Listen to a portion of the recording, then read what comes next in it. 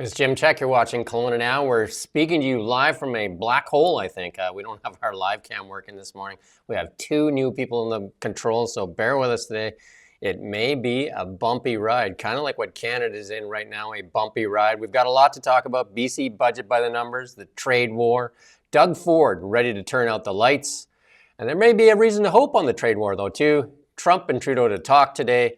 And Ford says, stop the booing. All that and more on the Really Big Show. With me, Ian Burns, all the way from Ottawa in the snowbank. And you can't see from this black background here. We're in a cardboard box, I think, but Kelowna is in a beautiful sunny day. How's it looking in Ottawa, Ian? It's grey and miserable and snowy, but I think the black background is appropriate, isn't it, really? Because we're all in mourning now since we're at war with our erstwhile friends to the south. Day 2 of the war. There you go. We'll start with BC, though. The BC releases its budget, and it's by the numbers here. $10.9 billion estimated 2025-26 deficit, up from $9.1 billion in 24-25. $20 billion estimated 25-26 capital spending, up from $16 billion. A lot of ups there, right? 1.8% is the real GDP growth that they're expecting in 2025. That's up from 1.2 last year, still really low. And the good news, I guess, is you're going to get $110 back from ICBC. And $43 billion projected cumulative GDP losses by 2029 if these U.S. tariffs hold. And that would mean 45,000 job losses by 2029 under the tariffs, and a 6.7% projected unemployment in 2026 if the tariffs stick, and $1.7 billion to $3.4 billion potential annual revenue losses under the tariffs. I would take all of that with a gigantic pinch of salt, to be honest. I don't think that really corresponds to much at all. I think they've just basically made that up, haven't they? They don't really know what the effect's going to be, because nobody knows.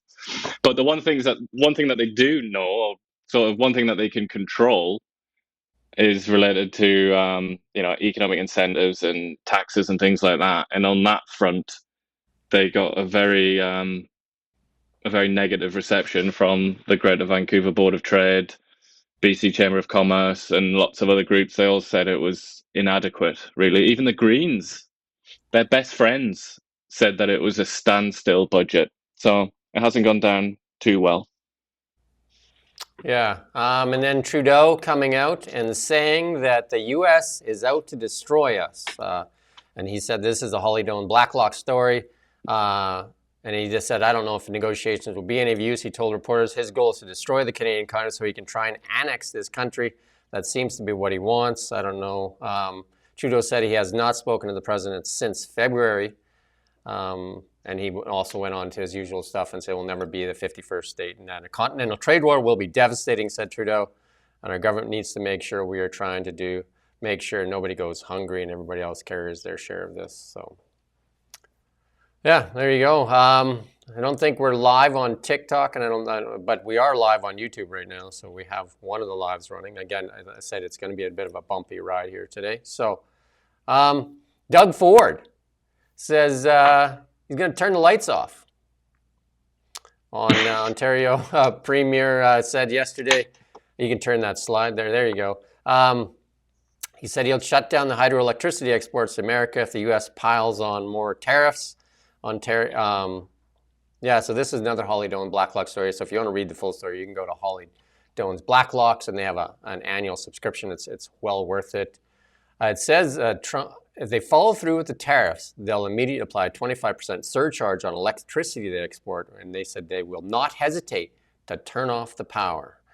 Ontario is America's largest English-speaking trading partner, according to the Federal Economic Development Agency for South Ontario. And angry for it, he said he's also ordered all American contractors struck from the government of Ontario bidders list. Every year, the province and his agency spend about $30 billion in procurement, he said, and they canceled about $100 million Starlink contract. And it's done, it's gone, he said. Captain Canada is not very happy, is he? He's sat there with his never on the back of his little jersey there. Never 51. Very clever, Doug. But yeah, I think it's very risky, isn't it? Talking about refusing them power, because quite a lot of oil and energy comes from the US border, doesn't it? Infamously, one of the stupidest things about Yeah. this country, the history of this country, is that all of the oil that comes from Alberta has to go through the US to get to the east. Just unfathomable levels of stupidity by the federal government and the provinces over the years. But that's the truth. So if he does do that and he punishes them and deprives them of energy, then they can deprive the whole of Eastern Canada, where most of the population lives, of There, oil. So that wouldn't work out very well, I don't think. there's no winners in this tit for tat thing. 100% no winners. Mexico has taken a different policy or stance on this, and they said we're not going to do anything till Sunday to see how it plays out. And it sounds like there might be some relief today. We'll get to that. So, Mexican president said, "We've done all you asked for the border. What more can we do?" So that's the Mexican president there saying that. She seems to have taken a more stable response to what most of the Canadian politicians are doing, taking, like this tit for tat thing, right? So, but it's hard to understand what Donald Trump will do next. So there you I think go. that's why I think that's why it is quite shrewd, actually, what Scheinbaum is doing, the Mexican president, because it's just like you kind of. I think the lesson that's been learned, even just the last month or so, last couple of months of his second term, the lesson that should have been learned by leaders is just stand back, let him do his angry chimpanzee jumping up and down on a desk routine. Just let him do that for a bit. Let him throw his, whatever it is that he wants to throw at you, and then see what happens. Give him a few days, let him sort of cool off. And I think that's what the Mexican president is doing. She's just like, all right, he's doing it again. So step back, let's close the door, let him do it, let him roll around, and then let's see what it looks like in a few days. I think that is actually shrewd. I think that's a good idea. Yeah, and then one of the things, Doug Ford's saying they're going to cut off spending money with the Americans, and here are you actually are going to do this story. The Liberal Party, which says with Bill C-18 says that this is a while ago, said they won't spend money with Meta, have now not just spent that couple of $100,000. You say that number is now close to $1 million, and they continue to spend because they say they've got to get their election information out, and they use social media because they can't get news on Meta's platforms, Facebook and Instagram. Yeah, after having been told by Meta that that's what would happen if they put the Online News Act into force, which they then did. So then got news banned on Facebook, even though they were given ample warning that that's what was going to happen. They did it anyway. Then they said Meta and Mark Zuckerberg are threats to democracy. And then they broke their own boycott. I mean, that was kind of central to the whole moral position that they had was, we're not going to spend any money on Facebook because they're dangerous. And then CTV, I assume they got a tip probably from within the government itself. They did a story, very, very sort of short, brief story where they just said the federal government has broken the boycott and it's $100,000. And then they left that. The CTV obviously don't care because they get government funding, so they're not interested in this story particularly. But they just left it. And then I think it was 2 days later or something, I sent an email in and I just checked in. I was like, "What's going on now, fellas at the federal government?" And then it was nearly $300,000 by that point. So I've waited just under a month under the assumption that it'll be higher, and sure enough, yeah, it's over $1 million now. And I'm sure if I ask them in 2 months, it'll be 10 million or something like that. It's just it's the thin end of the wedge, as they say. Yeah, and meanwhile, Canadian media outlets, independent media outlets, choked off, not allowed to put their information on Facebook or Instagram. And that has cut traffic in half for most media outlets across Canada and cut their revenue streams by about the same amount. Pierre Poilievre, another story by Holly Doan, says, let the MPs handle the backstabber. He wants Parliament recalled to deal with Donald Trump. And it makes sense to have that back in there. His message to the president is Canada will fight back. We will defend our people. Let's remember it's almost 100 days since we first heard from Donald Trump's threat. And what did the government do to make us more sovereign and independent? The doors are closed to Parliament for months now while the Liberals continue to fight for power. No legislation has been amended. No taxes reduced. No measures taken to free us from Donald Trump. Parliament currently is not due to open until March 24th, and that is the story that most media outlets are not picking up, and you'd think that would be the most important story right now. Our Parliament locked out while the Liberals follow through with their coronation. Yeah, and it isn't just Polyev, we should stress. Jagmeet Singh as well, I think that was yesterday, wasn't it? Came out, or might even have been Monday, came out and said that Parliament should be back. I mean, it seems pretty obvious, doesn't it? And Anita Anand, who sort of manages trade for the federal government, she was interviewed today, and she was asked about interprovincial trade because, you know, she said it herself, but lots of people have made the point that, including Pierre Poilievre, that Canada would actually generate more revenue, more money by trading with itself than it's lost through this punishment by the Americans. So, you know, it's been put forward as a real no-brainer, and it should be done as soon as possible. And yet, well, Parliament isn't even open. So even if there is a plan, like an amendment to the bill or a new bill on interprovincial trade, that can't be looked at, can't be discussed, can't be submitted to be voted on. The committees can't look at it. You know, there's like a whole process to get a bill through. And also, she was asked in this interview with the CBC this morning, she was asked, much as we've discussed, which is kind of like, this has been a problem in Canada for decades. This goes back to the beginning of the country. You know, this is as old a problem as Canada has. And yet, where's the work? You know, where's the actual results? And she sort of stuttered and stumbled and had nothing at all to say, really. She just said, we're working on it, pretty much. So it seems to me like that's nowhere near being achieved. And then we have this other story here that's really relevant to what's going on in Canada's real estate market too, just to show you the woes of Canada. Home sales in the Greater Toronto area fell by more than 1/4 in February compared with a year ago. The Toronto Real Estate Board said that 4,000 homes were sold last month. That's down 27% compared to 5,500 in February of 2024. So just showing you that, you know, like interest rates, obviously, it's still a huge problem in Canada too. But back to the trade stuff. Trudeau and Trump expected to speak today as the countries clash in that trade war.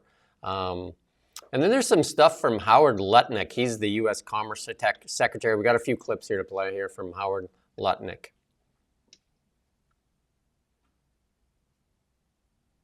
He's going to come out today angry that Americans are still being killed. Now, both the Mexicans and the Canadians were on the phone with me all day today trying to show that they'll do better.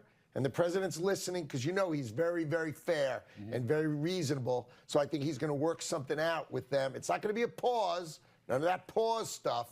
But I think he's going to figure out, you do more, and I'll meet you in the middle some way. And we're going to probably be announcing that tomorrow. So somewhere in the middle will likely be the outcome. The president moving with the Canadians and Mexicans, but not all the way.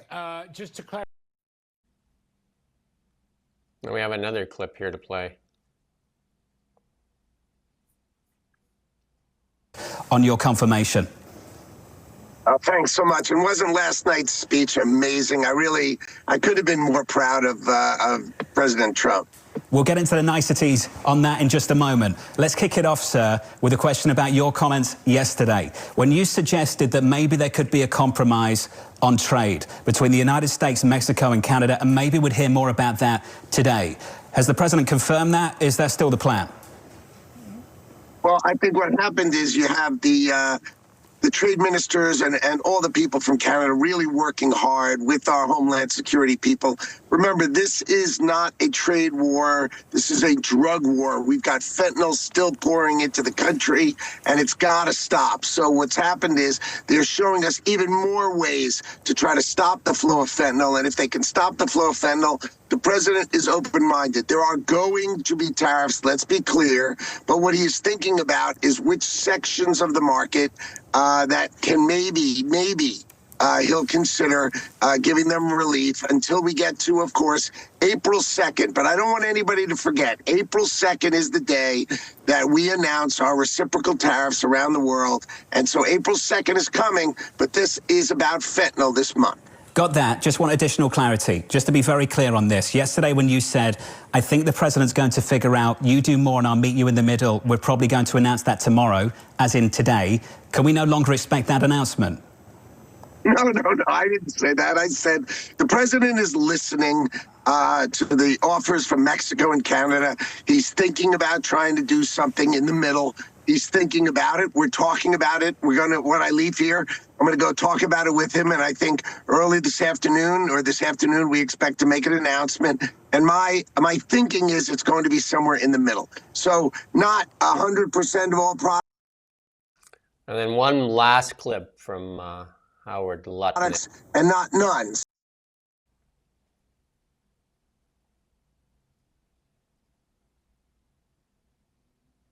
I love when Trudeau, who's about to leave the government, and obviously he should leave the government with his kind of talking. You know, he's leaving the government. Hopefully they'll elect someone who's clever, who comes down and says to Donald Trump, we want to do business with you. We want to do business fairly, and we're going to get rid of all this nonsense. They got a digital tax in Canada. They try to tax our tech companies. What happened to USMCA? I tell you what happened to it. The Canadians like to cheat. Oh, my goodness. So, April 2nd. There you go. That's a lot of... leave the government. There we go. We're going to get rid of that in a second here. That's a lot of Howard Lutnick stuff there. I mean, the man is just a hooligan, isn't he? He sounds like a sort of peripheral character in The Sopranos or something. I mean, and then he has the gall to say that the Canadian politicians have been speaking rudely. And then, like, almost his next breath, he says, the Canadians like to cheat. I mean, come on, be serious. But anyway, in the serious world, that's not his world because he isn't a serious person. But in the real world, the Dow Jones now is up 255 points. S&P is up, Nasdaq's up. So the people who actually, do this sort of stuff for a living, they think that there is going to be a concession, clearly, don't they? And they're optimistic. The market always speaks the truth, and that's what we know. The market is a forecaster, and the market looks like it believes that there will be some type of concession today. The one thing I want to make a comment on, the digital service tax, which has hurt media companies across Canada, and that's part of that Facebook Bill C-18 mess too. So that is, like a thing for sure. That, and then I would say to him when he says, like, they need to follow the USMCA. Just think if both sides follow the USMCA to the T, what a better place we would be in, right? Because we already have a trade agreement, right? Well, we did have one. I don't think it really exists anymore, does it? Since the Americans have unilaterally cut it to shreds. But yeah, I mean, it would be nice if that actually existed, wouldn't it? And then we have our friend Francois-Philippe Champagne would have said that the feds are working to prevent predatory takeovers of Canadian companies during this trade war. And that's been going on forever, not just U.S. companies taking over Canadian companies. We're seeing this with China and all kinds of things. But, like a lot of Canadian companies voluntarily moved to the U.S., including Brookfield Asset Management's Mark Carney's, where he used to chair. They moved there voluntarily, and then the takeovers come to is because Canadians are scared to invest capital because, to invest capital, it requires certainty and favorable like regulations in that. And right now, it's not very favorable in Canada. Yeah, I mean, you could make the argument. I mean, it's also true of lots of the noises that we've been hearing over the last 6 weeks or whatever. You could argue that we should have been hearing that for years, shouldn't we? And this is one area. Like a lot of the Canadian crown jewels end up being bought out by foreigners, or like you say, gone down to America. And it's for a lot of reasons. But I mean, the reason that Mark Carney's old company, Brookfield, the reason they went to New York, or how they tried to justify it, was that they needed access to all that delicious American capital. And that is like a massive advantage that the Americans have. They just have like a super abundance of capital. Whereas in Canada, most of the capital is in houses, isn't it? That's where people put their capital. That's where people invest. This is not as strong an investment society. Oh. So I would like it if people understand hockey. A hockey analogy for most Canadians is something that people can really understand. And if we think about the Liberal government as the management team, so we got Justin Trudeau as the GM, we got Chrystia Freeland as the head coach on the bench, and then the rest of the people playing assistant coaches and management of the team and stuff like that.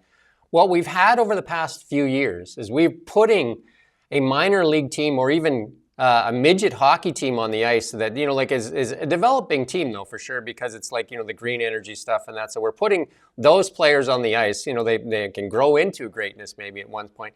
In the meantime, we've benched our players. We benched Wayne Gretzky and Bobby Orr and all these other players, which is Alberta Oil and Saskatchewan Resources, all that stuff.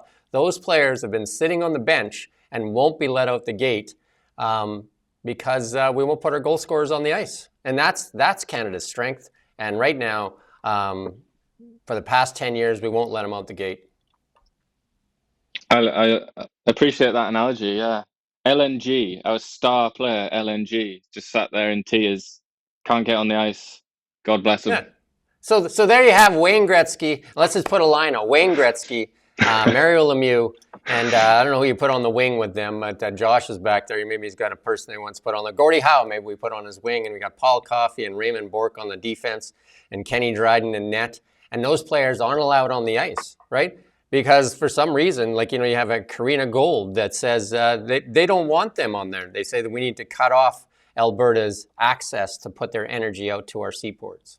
Aging yourself with that lineup. I know my lineup is old, Josh, as he's going to want to put Connor McDavid out there. But we're not putting any of these players out there. We're putting out, these midget players. Maybe it's because it's their kids. Obviously, it is their kids. Stephen Jabot has decided who the lineup is, with solar farms and that kind of stuff, whereas our star players are left on the bench. Yeah, I mean, I think that's not a bad analogy.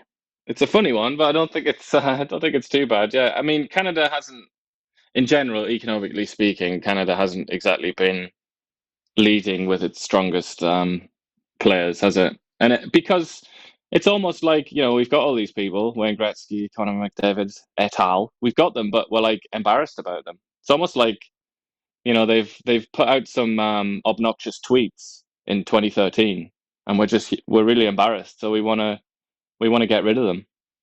Yeah, we're ashamed of those players for some reason, and they've been basically benched. And we're actually going to put a story together on that. We'll give it the old hockey analogy. But let's move on here before we get too caught up in that. And if you want to comment, you can put your best players on the ice. We'll see who that is. The U.S. cuts off intelligence with Ukraine. That's another, like Donald Trump sticking his paw into it and causing a lot of turmoil in the world. The Europeans and the Ukrainians obviously freaking out on that because the U.S., again, is the strongest military might in the world. It's also really awkward because obviously the US they've got like more than a dozen intelligence agencies. I can't remember the actual number. Like every sort of like department in the US seems to have its own intelligence agency for some mysterious reason. So obviously they are the biggest player in that world, but they also have the Five Eyes thing, which includes Canada and Britain and Australia and New Zealand. And as far as I'm aware, they're all still giving intelligence to the Ukrainians. So that's a bit awkward, isn't it? Because it's like that's supposed to be a team. But it just kind of highlights like how different the US is behaving. Like they've really gone off on their own path under Trump, and that's the least of it, really. They've also stopped military aid, obviously, that's probably even bigger, I would say, than the intelligence thing. Yeah, and then Canada's enemies are looking at the vulnerable Arctic. You and I have talked about this quite a bit as an attractive location. Again, Russia's on the other side of that border, and the Chinese there too. And when with climate change and as the Arctic opens up, it would become the most economic passageway in the world. The importance of it would be far bigger than Panama and the Suez Canal if there is an Arctic passageway that's opened up because of the shortness of that pathway. Yeah, but also those two, they're not ideal, really, are they? Like canals aren't perfect. If you just watch, or you just like look at images, even just look at pictures of the Suez Canal. It's like it's pretty narrow, big queues, big lineups, and obviously, as happened a few years ago, if a ship crashes or something like that, goes aground, then the whole thing's finished. You have to just like it can be weeks before it reopens. So obviously, in that sense, the Northwest Passage would be amazing, wouldn't it? But what CSIS is saying here is, again, something that's pretty obvious and something that people are aware of up there in the north, or people who watch the north, is that foreign companies, often state-backed, in the case of like China, for example, they're going in there and they're buying up mining projects and so on. They're sort of building up their footprint already, and they're sending ships there, and they're kind of, they're testing the waters quite literally up there. And you have to wonder, don't you, kind of, what, let's say China, just as an example, if China landed on Baffin Island or something where nobody lives, like a part of Baffin Island where nobody lives, and just started to like mine something, what? And let's imagine in this world that the Americans don't feel like being very friendly to us. What could we actually do? What would actually be our response to that? It's not like we can take them on militarily. I mean, this is like, to call it like a vulnerability or a weakness, I think underplays it a little bit. It's kind of like we've gone into a boxing match with our hands tied behind our backs, where we are absolutely feeble when it comes to the Arctic, and it would require, decades of work, I think, to change that fact. And the Russians are very active in the Arctic, and they even have a huge gas base up there and military bases, and they have nuclear icebreakers and nuclear subs that are up there all the time. We have none of those. And so we rely on our American friends. And right now, if we're trying, like this is where this is so important that we find a way to work with the Americans, because they're our only hope for strength. Because I don't how long it would take us to build a nuclear sub or a nuclear icebreaker. I don't know where that would fit in our budgeting. But I mean, it's also with the Americans. You say like we need to keep them as our friends, but also with all this talk of sovereignty and annexation and so on. Imagine if you replace what I said earlier, replace China with America. Imagine if the Americans identified a gigantic mineral deposit somewhere in the far north of Canada. We didn't exploit it for whatever reason and said that we weren't going to exploit it. And then the Americans are up there. They know the Russians are around. They know the Chinese are around. Are they going to just sit on their hands and let that happen? I mean, I think there's a realistic possibility that they would just go and mine it unilaterally and say, just like they're saying with Greenland, like, we're doing this for the free world. Like, you should say thank you, if anything. And in that sort of scenario, where's Canada's sovereignty? Like, what's Jagmeet Singh going to do then? Is he going to put his armor on and charge on a horse at the US Marines? It's like we are completely defenseless. Is basically the point. And Arctic sovereignty is a figment of our imagination, really. And You have to have sovereignty. You have to prove it. You have to have something to back it up. Let's remind the viewers that Canadians' military numbers are 55,000, and our full complement of 77,000, still small. And we just recently, we didn't even give our soldiers decent sleeping bags. You could have got better sleeping bags for the cold from Canadian Tire. And that's embarrassing in itself. We've ignored our military for so long. And it's because we obviously rest under the comfort of the umbrella of the American military might. So that is a thing. And last night, I don't know if you watched, I think you did, you watched Trump's address to Congress there. One of the things that he kind of changes his tune a little bit there is, instead of like taking Greenland by force, is what some people have said that he's going to do, he's now saying to Greenland, how about coming over? Like, you guys get to make a decision. If you want to become whatever a part of America, we welcome you, because he does say Greenland is an important military base, and I think they recognize how important the Arctic is as a military stronghold. And I think more and more eyes are on it. The Russians have been definitely working on that. And then if you look at a map and you can see how much of Russia borders the Arctic, and Canada, we're on the opposite side of that. So it's Canada and Russia, really. The longest unprotected border in the world is between those two nations. Yeah. But with Greenland as well, I think part of the reason maybe that he's being so noisy about that is because if we are entering this new world where, what does Justin Trudeau always call it? The international rules-based order. If we are actually moving past that, and I think that that's already happened as far as I can see. But if that is the future, then the likes of Greenland are up for grabs. They really are. They're there for the taking. So maybe that's the context in which you have to consider Trump making this noise. It's almost like he's claimed Canada and he's claimed Greenland. So he's telling the other big boys, Russia and China, whoever, I mean, they're just those two really. He's saying, like, keep off. That's ours. So in a way, it's like that's attaching the threat of the American military to those two areas, to like northern Canada and Greenland. But I mean, it is a bit of an anomaly, isn't it, Greenland? But there's this idea. I keep reading stories about it. I keep hearing like politicians in Europe and Canada and obviously Denmark. They keep saying all this stuff about Greenland, how it's like you'll never have it and all the rest of it. It's like, come on. If America wants Greenland, Greenland will belong to America. That's just, you might as well acknowledge the reality and the truth. It's no good deluding yourself about it. There's only 50,000 people live in Greenland. I mean, it's not exactly going to be a difficult one to acquire, is it? One of the things that makes Kelowna now different is we actually will converse with you, and we will not just talk at you, we'll talk with you. And then there's a comment here from Ellen on our feed here saying that, you know, my children will, I'll never encourage my children to join the Canadian Armed Forces. And she says they're asking for more than we can give. And I think she's referring to a comment by Justin Trudeau when the veteran asked for a better wheelchair, and he said that they didn't have any money for that, and that you're asking for more than we can give. And I think that's how our military has been treated shamefully by this current government for so long. And Harper had started some stuff up in the north there, and then it got ignored, and we basically have been ignoring our north, our largest unprotected border for way, way too long. But let's move on.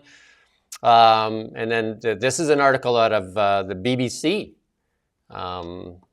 saying that maybe Canada joins the EU. BBC thinks that it doesn't seem quite as far-fetched as a new rally. And I think that might be the trump card that Canada could play. They could say to the Americans, hey, if you don't want us to be part of the USMCA, why don't we join the European Union? And that, I think, would get the Americans' attention. Yeah, probably not in a good way. I think they would be they'd be furious about that. But I mean, it's a funny one that the BBC, when they wrote this, they said, like, you know, they were very doubtful because it obviously would be an extraordinary thing to occur. But basically, their point was the world has turned upside down since Trump was elected or inaugurated, and therefore it wouldn't be the craziest thing in the world if that happened.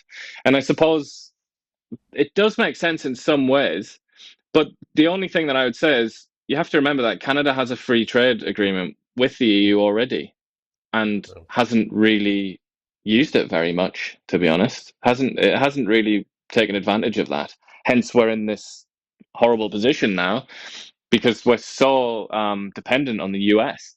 And it just, I mean, our trade relationship with the EU might have been a little bit better had we taken advantage of that trade deal by selling the Germans LNG, which they begged us for a few years ago.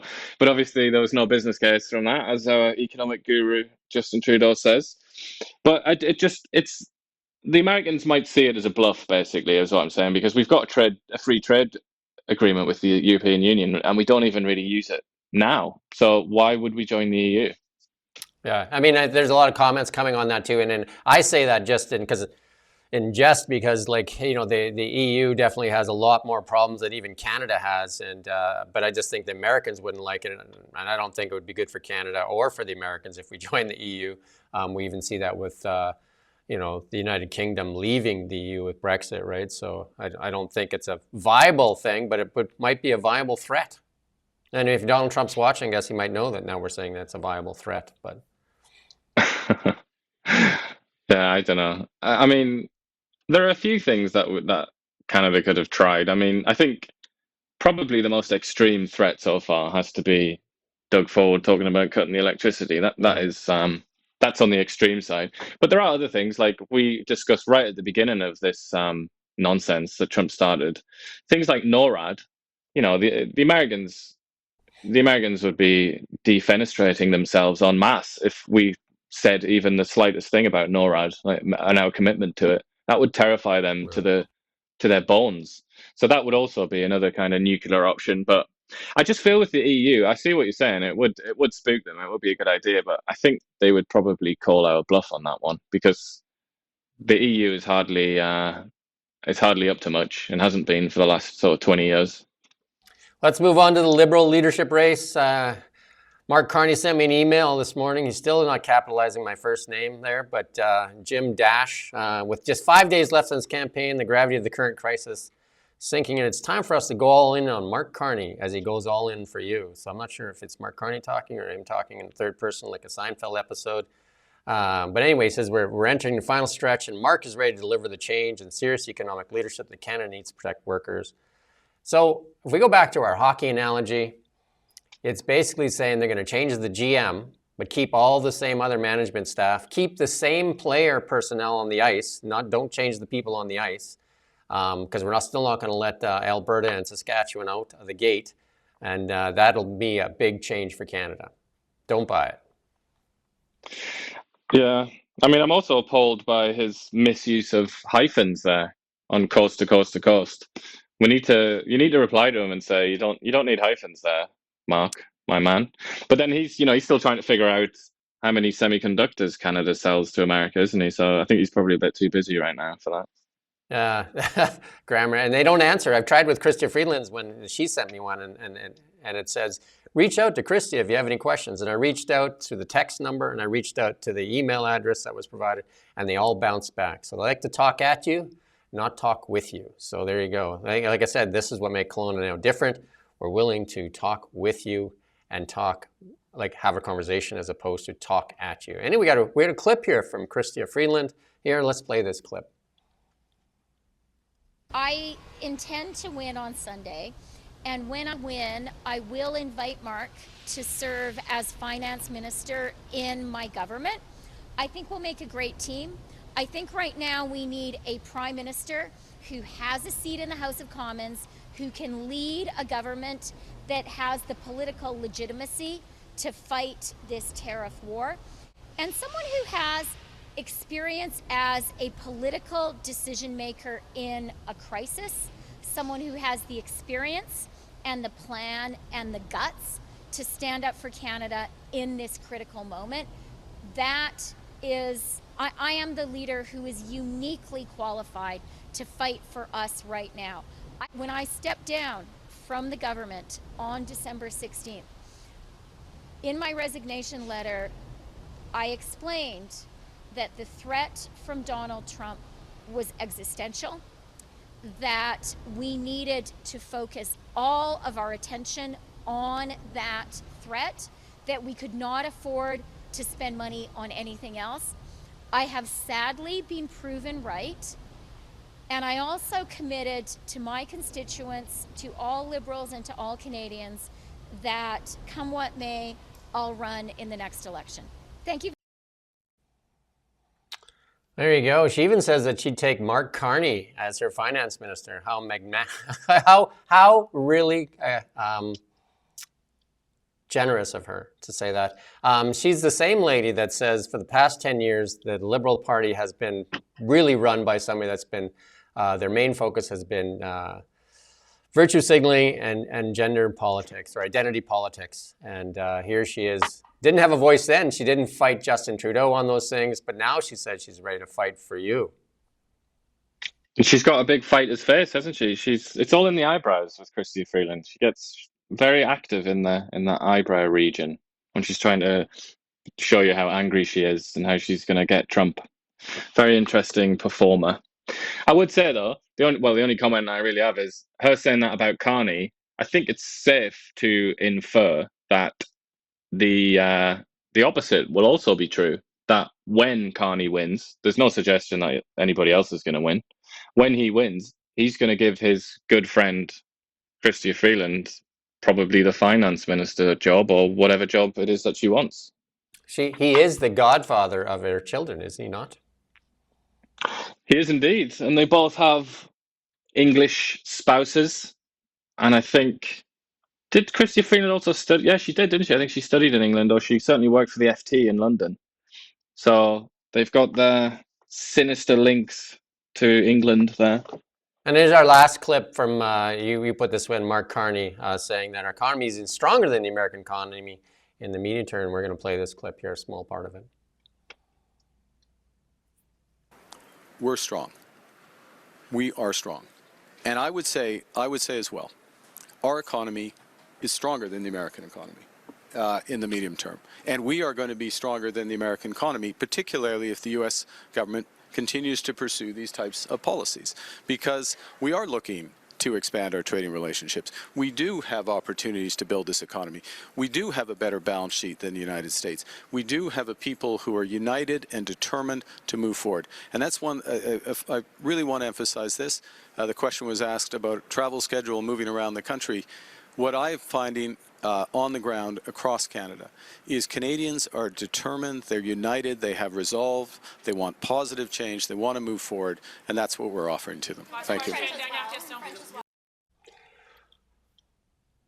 Yeah, so there you go. I think maybe he's been on a Joe Rogan podcast at around the 4:20 hour there, because I think sometimes some of the stuff that he says there may not make the most sense in the reality world.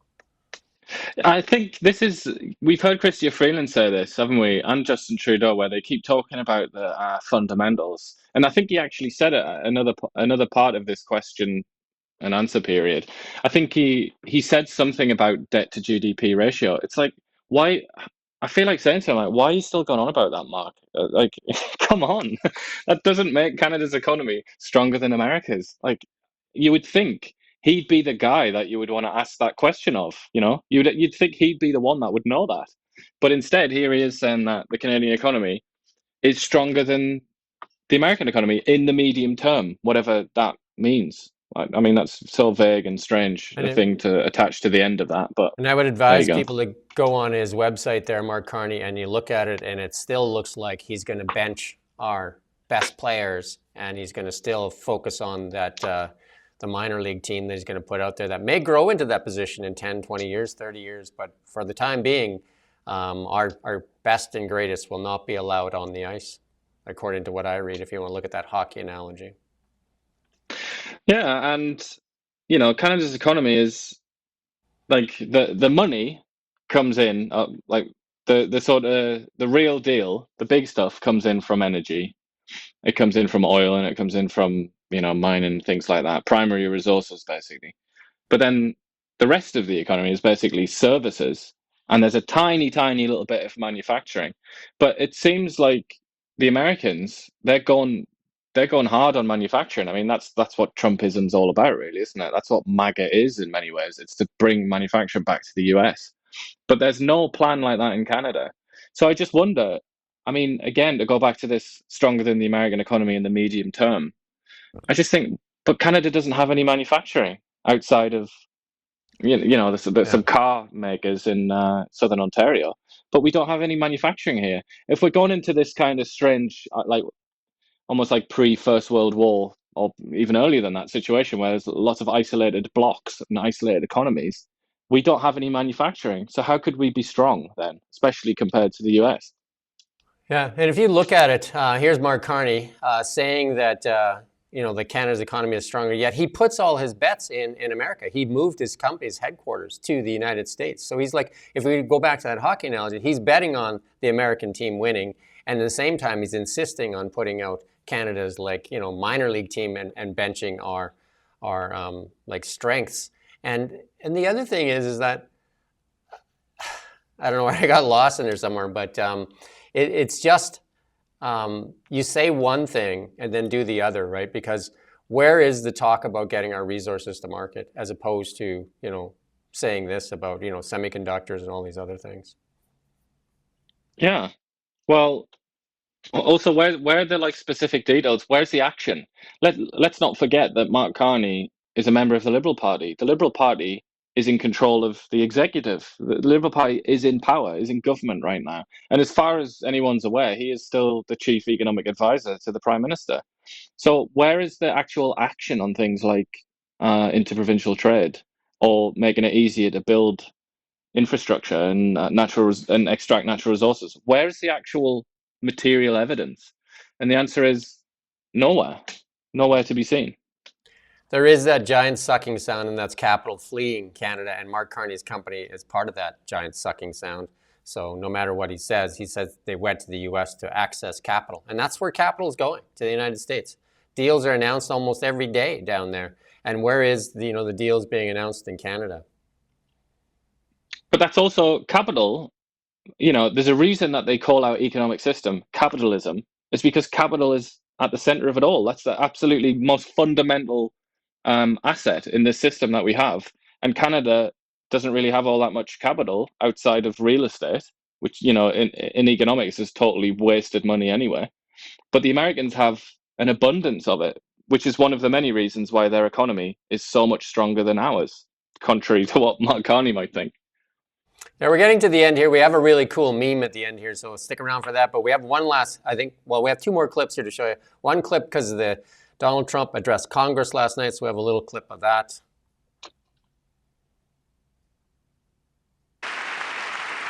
The media and our friends in the Democrat Party kept saying we needed new legislation. We must have legislation to secure the border. But it turned out that all we really needed was a new president.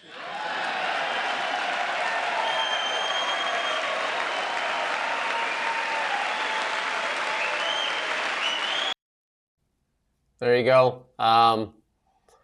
You watched that speech by Donald Trump, and there's one of the things is that they're claiming victory at their border, and they said that they have the record lowest number of people going through the border, and that is one of the talking points that the Biden administration had, that they needed legislation to close the border, but somehow the Trump administration has secured that border. It's also a bit awkward for him though, because he promised the greatest deportation in history, and he did it again here actually, and he referred to Eisenhower, who previously held that record. Eisenhower deported hundreds of thousands. I think it might even have gone over 1 million people from the southern states, including American citizens, which was a bit of a funny one. But anyway, Eisenhower, he really, I think it was called Operation Wetback, hilariously, but he really followed through, Eisenhower, and he did a very serious deportation action, whereas Trump hasn't, and it doesn't look like he has actually any plans to do that either, because their deportations are actually lower than the Biden administration was achieving. That's why they've stopped. They used to have that number come up every day of we deported 600 people today. They're not doing that anymore because the numbers are so tiny. So now they've shifted over, or Trump has anyway, he shifted it over now to say the fewest number of crossings. That's kind of, yeah. I mean, that's different to what he promised. People used to want that coveted green card in the United States, and now he's selling a gold card. And he talked about that last night too, the coveted gold card, which fast tracks you into the United States and as a citizen. So for $5 million. But I think the Americans, they've got a lot of visa schemes. I'm pretty sure they have an investment visa, which is about $1 million worth or something like that. It's you invest a certain amount of money and you hire a certain amount of Americans. Yeah. And you're basically in, and that would cost less than $5 million. So I don't really understand that. To be fair, many, many countries throughout the world have similar type ways to buy your citizenship into the country through investment, buying property, or buying a company. Many countries in the world have some type of way that you have to buy your way in. Here's our friend Doug Ford. Your friend, your next door neighbor, I think, right? Doug Ford has something to say. And please don't take it out on the American people. And I ask you one more thing. Please do not boo the national anthem in Canada or in the US. These are soldiers that fought for our freedoms, our democracies, our sovereignty. They've laid their lives on the line. I had an opportunity to talk to General Romer the other day. What an American hero he is. He sent over a list of some of the items that I'm going to review. But my goodness, boo the referee, boo the players if you want. Do not boo the American national anthem. And to my American friends, do not boo the Canadian national anthem. That's crossing the line. There you go. You can cut that off there. We're not Rebel News. It was just a clip there. I totally agree with that. Booing the national anthems is disrespectful for both nations that have fought so valiantly shoulder to shoulder with each other for the freedom of, that's too early for that slide there too. Yeah, any thoughts on Doug Ford there, Ian? Melanie Jolie said the exact opposite in yet another interview with the British press. They've got great access to Canadian politicians. But last night on the BBC, she said, you know, we're really angry, we're really upset, and that's why we're booing the anthems. And Trudeau as well. I don't know if you watched his whole press conference, but he also said pretty much like the booing will probably continue. There will be booing. Yeah, that's the Liberals love crisis and they love to drive a wedge, and they use a lot of that fear stuff, like, you know, Chrystia Freeland's favorite word there, existential always, right? Let's move on to markets though. Gold up this morning. Again, you know, like it's you know, hanging in that mark though, still needs to, looking to challenge 3,000. Bitcoin up and down, up and down, up and down. I can give you some analogies on Bitcoin. You can change that graph there. But Bitcoin is bumping around in that near that 100,000 mark, moving quite quickly. Right? Canadian dollar, you know, like it looks like it's coming up again because it doesn't believe or it thinks there might be a trade deal here, like where we actually get some relief on these trade things. We're going to see what happens today. And moving quite quickly in AI tech world, Sam Altman says ChatGPT is ready. The good news is that it's amazingly good and it's a thoughtful person to him. And the bad news, it's a giant expensive model. We really wanted to launch it to the Plus and Pro at the same time. But you know what their biggest problem is? They've run out of GPUs, and that's where NVIDIA comes into play. NVIDIA is the biggest supplier of those GPUs that everybody wants. But Sam Altman's saying, heads up, this isn't a reasoning model and won't crush benchmark. It's a different kind of intelligence, and there's magic to it that I haven't felt before. He's really excited about it, to people to try that out there. And Wall Street, all in on adopting AI as well. And many financial institutions, including Goldman Sachs, JP Morgan, Morgan Stanley, all integrating AI into their enhanced productivity and innovate services. That this is going to happen so fast. I watched a piece on Optimus this morning, talking about how Optimus, which is a Tesla bot that's going to roll out, and how it'll have two really things. It'll have like two different parts of its memory. One, that it works with you, that it only remembers your stuff, but it also will be connected to the neural net. And just like the Borg, it will be drawing on the experiences from the whole collective. And if you want to understand how that works, go watch a Star Trek episode with the Borg, and then you'll probably start to understand what this Optimus is really going to be about. And that's kind of, it makes Elon Musk's purchase of Twitter make a little bit more sense, doesn't it? Because he's really tapping into that for his Grok AI. He's really trying to get all of the Borg power from everybody on Twitter. Yeah, you will be assimilated. There you go. Absolutely. In our EV section, we got a thing from BYD, one of China's biggest EV makers in China now. More EVs are sold than gasoline cars. We'll just play this little clip on BYD, but they raised almost $5.6 billion in share sale, the biggest such listing in Hong Kong in years, right? So this is just a small EV clip. giant BYD said Tuesday it raised almost $5.6 billion in a share sale. That made it the biggest such listing in Hong Kong for 4 years. Now the Chinese firm plans to use the money to increase research and development spending and We're almost coming to the end here. We got two more things to show you. And here's the meme from last night. That is the meme that we have here. Because the Democrats, it was almost like they were in an auction. It was, I don't know, I kind of laughed. I don't know what you said, but they had paddles there. And they would put them up every now and then whenever Trump said something, all these paddles would come out. It was just like a coordinated effort, right? And some of them, and it says that the reminder is offensive and possibly illegal to Photoshop anything on these Democratic sign that would make them look foolish. You don't have to. They've done that themselves. They've taken care of that for you.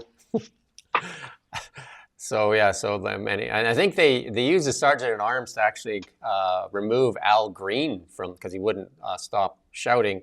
They removed him from the House there. I mean, it's the Democrats. It hasn't really been discussed very much, I don't think, since Trump was elected. But like, they are in disarray. They are just like, they are hopeless at the minute. It's actually a bad thing for and the Republicans should be concerned about it. I think it's a bad thing for America because it doesn't benefit the country to have a completely hapless opposition that does stupid things like this, and they just constantly make themselves look undignified and ridiculous. You know, they should be really scrutinizing what Trump is doing, and they should be the opposition. That they need to be. They But should be having instead, they're honest doing this sort of conversations thing. as opposed to like this nonsense. I watched Bernie Sanders' face, and then one of the announcement that Donald Trump made last night, which I think would go great guns here in Canada: no tax on tips, no tax on overtime, and no tax on Social Security. Imagine what that would do for our seniors if there's no tax on CPP and OAS, no tax on CPP and OAS, how that would go over so well in Canada. No tax on overtime, where somebody, if they want to work a little bit harder, a lot of people refuse overtime because they say it just costs too much in tax. And no tax on tips, how that would do for our server industry. Oh my God, that would be such a positive thing. But Bernie Sanders, you'd think, he's the guy that says he always fights for the working class. You'd think that he'd be jumping up and down applauding that, but no, he had a scowl on the whole time. They won't even stop to listen of what's going on. And Nancy Pelosi definitely, I could, to be fairness, Donald Trump did attack the Democrats time and time again in his speech. Yeah, he was really, really trolling them, and he even dropped his Pocahontas line when what's her name, Elizabeth Warren. She said something, and he just pointed to her, and he's like, "Oh, there's Pocahontas." It's like he is such a troll, and he was doing it from the very beginning. Really, he was just talking about how Biden was useless and all the rest of it. So he did goad them, but as you can see, but with those little paddles, they came prepared to be cringe. They were ready for the cringe. Yeah, and I advise people to go find it, and I can't remember the guy's last name now, Joe, off like the CNBC's Money Show there. He did an interview with Elizabeth Warren.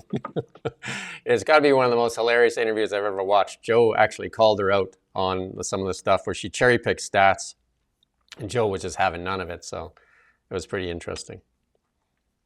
Yeah, she's a bit of a crank, isn't she? I think the word crank was basically invented to describe people like that. They're just disingenuous, and they pull out things that just you kind of lose faith in anything they say if they're just going to say crazy stuff. But you would think that the Democrats would have loved the no tax on tips, no tax on overtime, and no tax on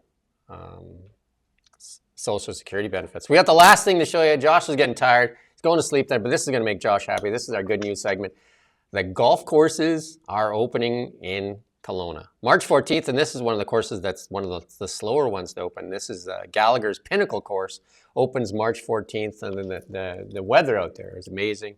And I imagine Josh will be doing a story shortly saying what all the course openings that are going to be happening here in Kelowna. And I imagine a few of them probably stayed open all year, did they? I think Shadow was open a bit over the winter for sure. So some places you can golf all year round, some years in Kelowna, but I'm sure a lot of them, if Pinnacle's opening, I'm assuming many of them will be opening shortly. I think the big course at Gallagher's would take a little longer to open because of, it's their prime course, and it is one of the best courses in Kelowna. That's our show for today. Again, we talk with you, so we love your comments. We appreciate the comments, and we appreciate you as well. You can follow us on YouTube, and we'd appreciate it if you share that with other people so we can grow our audience on YouTube. Also on TikTok and on X, and I think we're live streaming to Facebook. Maybe not today because of Facebook and Instagram, but we're trying. And then we promise tomorrow we won't have this in deep space background here that we got going on, this black background. But there you go. Maybe we did that like Ian said, we did it because of the trade war. We're trying to show you where we're in solidarity. I don't know what I'm saying. Well, there you go. Breaking news no idea just what came I'm saying. through. I'm just rambling now. Trump has spoken to Trudeau, so maybe we can remove it then. What's happened? Trump and Trudeau have conversed. So no news about what they discussed, but this is the exact way it worked last time, didn't it? When there was suddenly a phone call, and then the deal was announced, or the pause in that case. So maybe we'll be able to get rid of the black background because we won't be in mourning anymore tomorrow. Yeah, Trudeau. Trump only decides when he talks. Trudeau is just on the phone with the "call me maybe." There you go. That's my joke for the day. Anyway, we'll let you go. We don't just report the news. We live here too. We're your neighbors.